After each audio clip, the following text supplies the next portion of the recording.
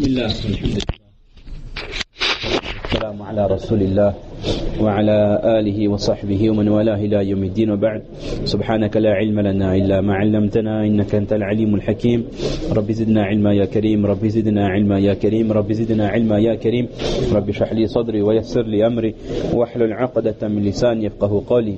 Chers frères en islam, nous avons complété ce soir le 28e juz et demain, Inch'Allah, ce sera le dernier jour, on fera un juz, c'est-à-dire demain c'est mercredi.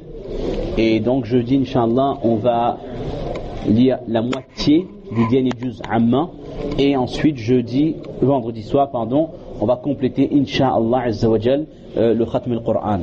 On avait dit que les nuits impaires, on ne fait pas de programme pour permettre à chacun de rentrer le plus tôt possible à la maison pour commencer dès que la Tarawih est fini, les ibadah de la nuit. Et là, comme c'est une nuit paire, 26e, donc ce soir, et il nous restera également la nuit du 28e, Inch'Allah, jeudi soir. Inch'Allah, on fera quelques petits rappels, mais beaucoup plus brefs, plus court que d'habitude. Vous savez, comme on a dit, même si c'est des nuits paires, il ne faut pas relâcher. Il ne faut pas qu'on se dise que c'est une nuit paire, donc on va, alhamdulillah, on va dormir, on va se réveiller pour le suhour. Non. Il ne faut pas oublier que là, on est une nuit paire, mais à Makkah, c'est le 27e quand même. Donc on doit se dire que, subhanallah, il y a des choses qui se passent dans l'univers, et donc on va essayer quand même de faire le maximum d'efforts.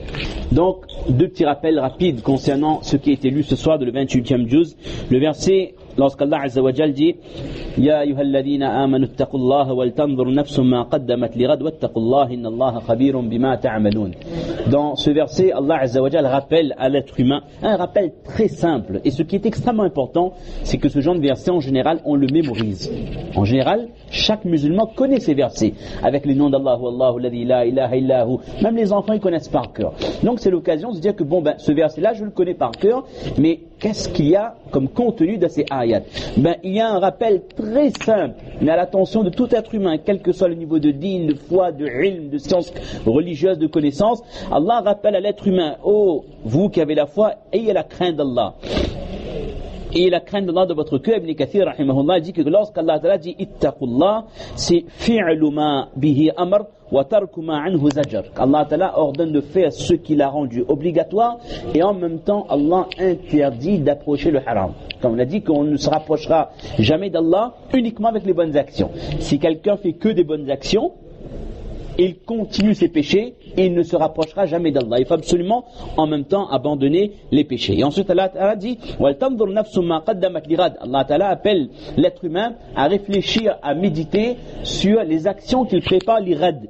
Et rad en arabe normalement c'est demain, le lendemain.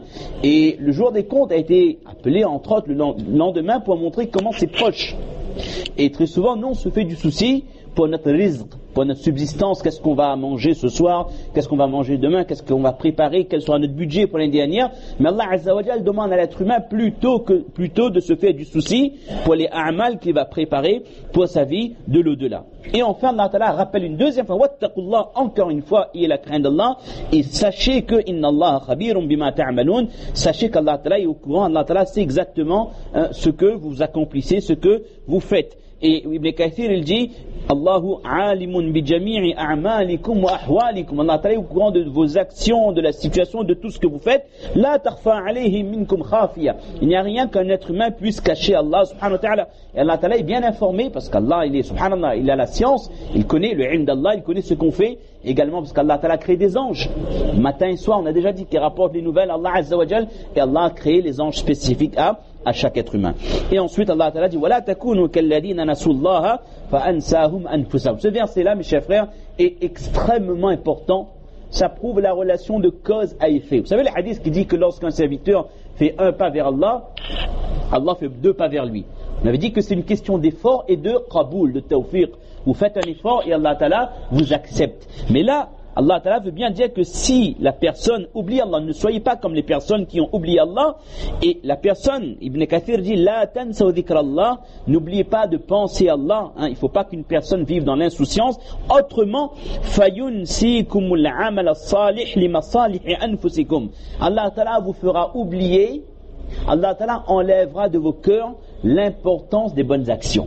Et ça c'est extrêmement grave. C'est-à-dire quand quelqu'un vit dans la rafla, dans l'insouciance, Allah Ta'ala enlève de son cœur le rappel le désir, l'envie de faire les actions qui lui seront profitables pour l'au-delà. Et Ibn Kathir dit que فَإِنَّ الْجَزَاءَ مِنْ جِنْسِ الْعَمَلِ. Quand quelqu'un fait une action, Allah Ta'ala, les conséquences sont en rapport avec la nature de l'action. Quelqu'un a oublié Allah Azza wa Jal, Allah Ta'ala fait en sorte qu'il va s'oublier lui-même. Il va penser à son dunya, il va penser, comme on l'a dit tout à l'heure, à ses objectifs, mais il va oublier le vrai but pour lequel il a été créé. Et Ibn Kathir, il donne en comparaison d'autres versets, ayyuhalladhina amanu la tulhikum, attention, ne vous laissez pas, ne vous détourne pas an dhikrillah. Ya ayyuhalladhina amanu la tulhikum amwalukum wala awladukum an dhikrillah. Alors la personne qui s'est laissée détourner de la pensée d'Allah avec ses bienfaits par rapport à ses bienfaits, ce qu'Allah lui a accordé, cette personne fait partie des khasirun, des gens qui ont tout perdu. Et ensuite, Allah Ta'ala cite quelques-uns de ses asma wa sifat, de ses noms, de ses attributs, et le verset, tout le monde connaît, et le aqidah du mu'min concernant les noms, les attributs d'Allah, c'est croire tous les noms, tous les attributs d'Allah Azza wa Jal, comme cela sied à Allah, kama yaliqu bihi subhana, sans ta'til, sans tamthil, sans takyif, c'est-à-dire sans essayer de comprendre, mais tel sifat d'Allah, comment est-ce possible? Quand on dit yadullahi, la main d'Allah est au-dessus de, ça veut dire comment est-ce possible? Non. Ni ta'til, c'est-à-dire fait en sorte que le nom, que le sifat d'Allah n'a plus de sens. Dire que oui, mais ça c'est un mot, mais on ne comprend pas ce que ça veut dire, ça n'a peut-être aucun sens pour nous. Ou alors tashbih ou tamthil, c'est-à-dire c'est comme si que na'udhu billah, les sifat d'Allah, les qualités, les attributs d'Allah sont comparables aux attributs des êtres vivants. Le aqidah d'Ahl Sunnah al-Jama'a, c'est quand il y a les noms et les attributs d'Allah, on accepte le sens, mais on dit c'est kama yaliqu bihi azza wa jal, comme cela sied Allah azza wa jal, par rapport au verset laysa kamithlihi shay, rien ne lui ressemble. Et puis on terminera avec un verset qui parle des relations entre musulmans et non musulmans. Ça c'est de Surat al-Mumtahina, on se souviendra de Surat al-Mumtahina. Et dans ce verset, Allah Azza wa Jal rappelle que la yanhakumullahu anil ladina lam yuqatilukum fid dini wa lam yukhrijukum min diyarikum. Ce verset là, on aime bien le rappeler aux personnes qui se convertissent à l'islam. Il y a des gens parfois qui disent le shahada, ils se convertissent et ils croient que alhamdulillah, ils sont persuadés, c'est la vérité, ils sont maintenant dans la lumière, ils sont dans le droit chemin. Et effectivement, s'ils ont des parents ou des arrière-parents ou des grands-parents, des oncles, des tantes qui ne sont pas dans la religion, c'est vrai qu'ils sont dans l'obscurité. Mais ils pensent que comme moi je suis dans le droit chemin et eux ils sont dans le mauvais chemin, je dois m'éloigner de ces gens. Je dois faire en sorte de ne plus fréquenter, de ne plus manger avec eux, de ne plus les fréquenter du tout. Et ça, c'est la mauvaise réaction. C'est la mauvaise réaction. Une fois, Asma bint Abi Bakr radiallahu anha, elle a été voir le prophète alayhi salatu wa sallam, dit au prophète d'Allah, ma maman est venue nous rendre visite. D'accord?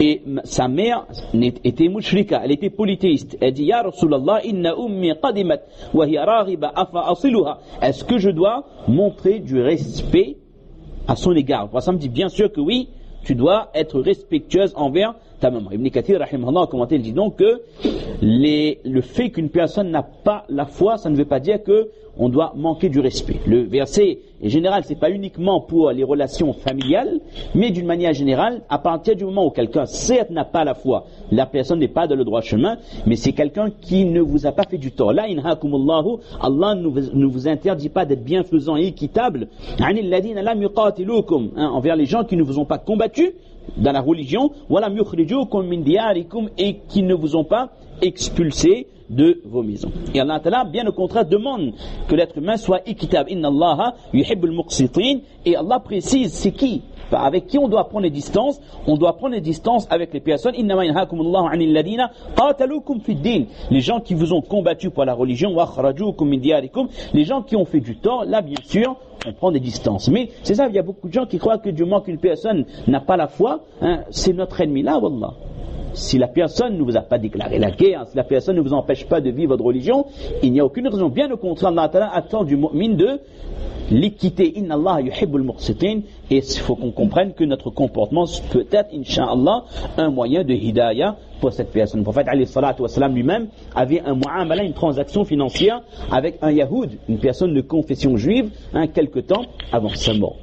qu'Allah donne tawfiq de comprendre ces quelques paroles.